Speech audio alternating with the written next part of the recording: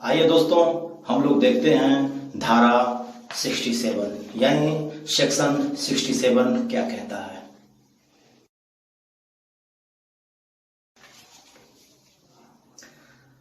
Section 67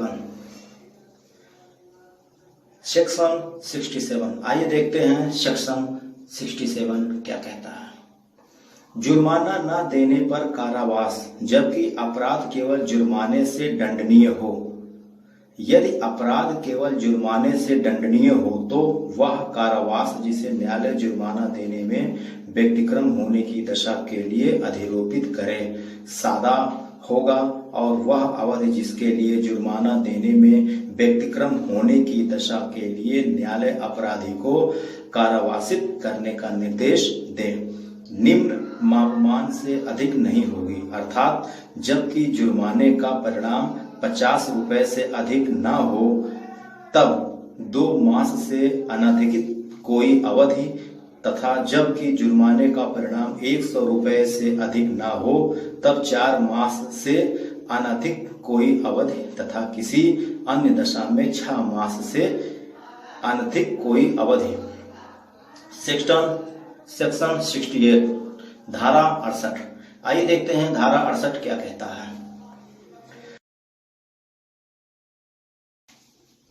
section 68 धारा 68 आइए देखते हैं धारा 68 क्या कहता है।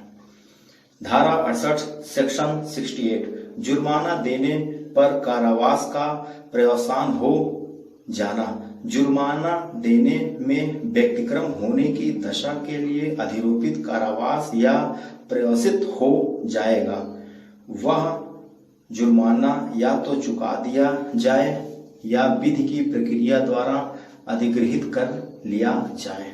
सेक्शन 69 धारा 69 आइए देखते हैं सेक्शन 69 क्या कहता है।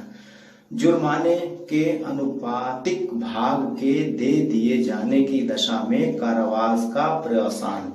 यदि जुर्माना देने में व्यतिक्रम होने की दशा के लिए नियत की गई कारावास की अवधि का अवसान होने से पूर्व जुर्माने का ऐसा अनुपात चुका दिया या उद्गृहित कर लिया जाए कि देने में व्यतिक्रम होने पर कारावास की 2 अवधि भोगी जा चुकी हो, वह जुर्माने के तब तक न चुकाए गए भाग के अनुपातिक से कम न हो तो कारावास प्रयोजित हो जाएगा।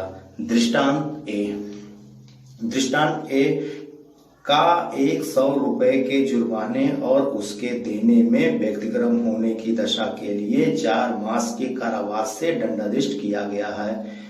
यहाँ यदि कारावास के 1 मास के अवसान से पूर्व जुर्माने के 75 रुपए चुका दिए जाएं या उद्गृहित कर लिए जाए तो प्रथम मास का अवसान होते ही का उन्मुक्त कर दिया जाएगा।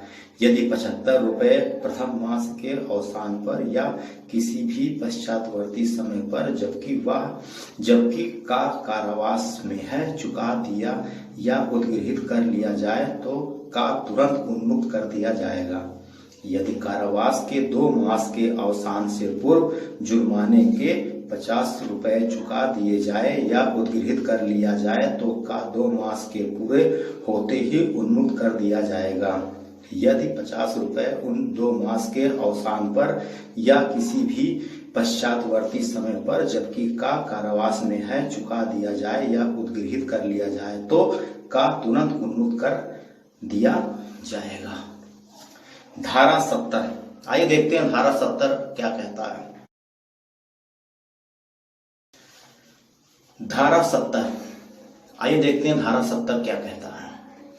धारा 70 जुर्माने का 6 वर्ष के भीतर या कारावास के दौरान में उद्ग्रहणीय होना संपत्ति को दायित्व से मृत्यु उन्मुक्त नहीं करती।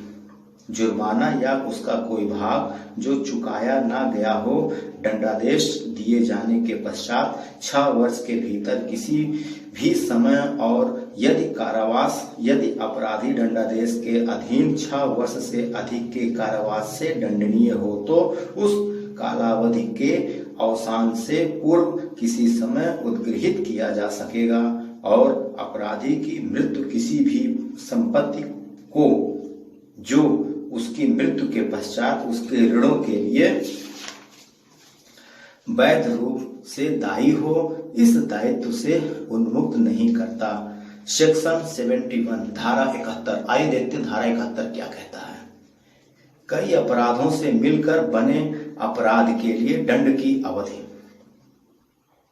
जहां की कोई बात जो अपराध है ऐसे भागों से जिसमें का कोई भाग स्वयं अपराध है मिलकर बनी है, वहां अपराधी अपने ऐसे अपराधों में से एक से अधिक के दंड से दंडित ना किया जाएगा जब तक कि ऐसा अभिव्यक्त रूप से उपबंधित ना हो।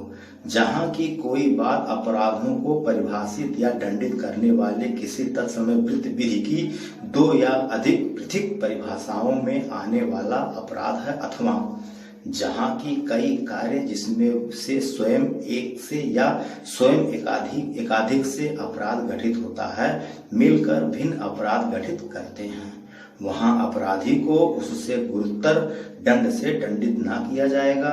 जो ऐसे अपराधों में से किसी भी एक के लिए वह न्यायालय जो उसका विचारण करें उसे दे सकता है। दृष्टांत ए का या पर लाठी से 50 प्रहार करता है।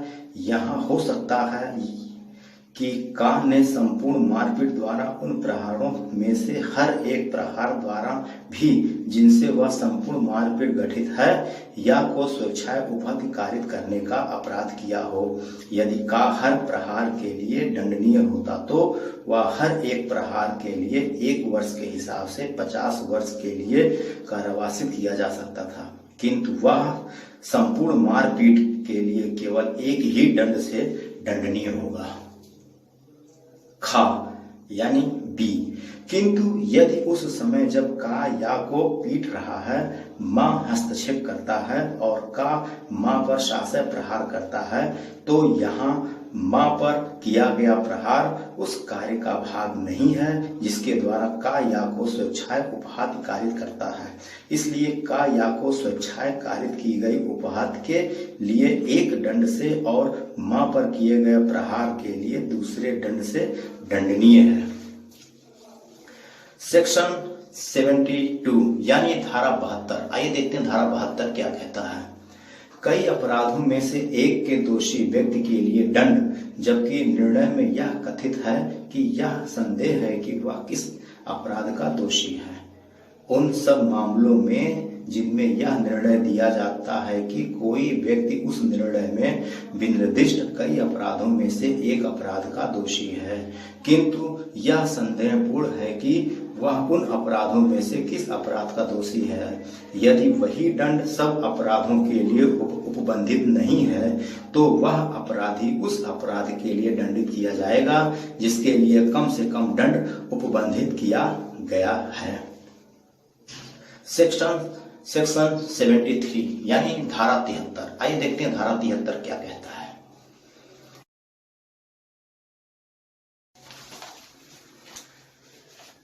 धारा 73 एकांत परिरोध।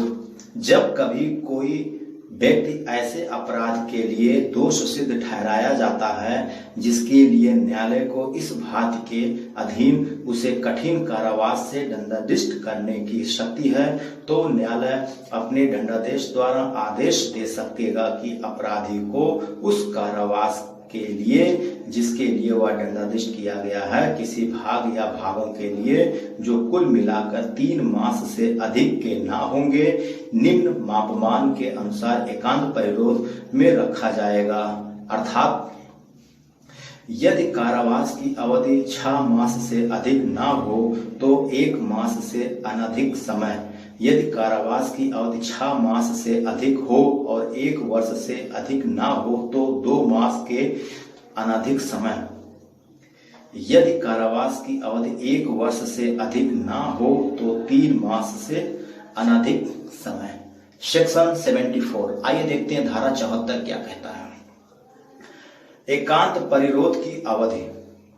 एकांत परिरोध के दंडादेश के निष्पादन में ऐसा परिरोध किसी दशा में भी एक बार में 14 दिन से अधिक ना होगा। साथ ही ऐसे एकांत परिरोध की कालावधियों के बीच में उन कालावधियों से न्यून अंतराल होंगे और जब दिया गया कारावास 3 मास से अधिक हो तब दिए गए संपूर्ण कारावास के किसी एक मास में एकांत परिरोध 7 दिन से अधिक न होगा।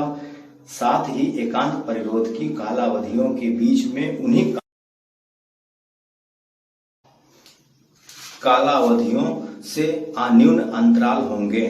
सेक्शन 75 यानी धारा 75।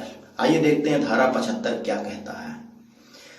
पूर्ण दोष सिद्ध के पश्चात अर्थात 12 या अध्याय 17 के अधीन कतिपय अपराधों के लिए वर्धित दंड जो कोई व्यक्ति ए यानी खा भारत में के किसी न्यायालय द्वारा इस संहिता के अध्याय 12 या अध्याय 17 के अधीन 3 वर्ष या उससे अधिक की अवधि के लिए दोनों में से किसी भांति के कारावास से दंडनीय अपराध के लिए खा यानी बी में कुछ नहीं है दोष सिद्ध ठहराए जाने के पश्चात उन दोनों अध्यायों में से किसी अध्याय के अधीन उतनी ही अवधि के लिए वैसे ही कारावास से दंडनीय किसी अपराध का दोषी हो तो वह हर ऐसे पश्चातवर्ती अपराध के लिए आजीवन कारावास से या दोनों में से किसी भांति के कारावास से जिसकी अवधि 10 वर्ष तक की हो सकेगी दंडनीय होगा। दोस्तों अभी तक हम लोगों ने देखा है सेक्शन 1 से लेके सेक्शन 75 तक यानी धारा 1 से लेके धारा 75 तक यानी अध्याय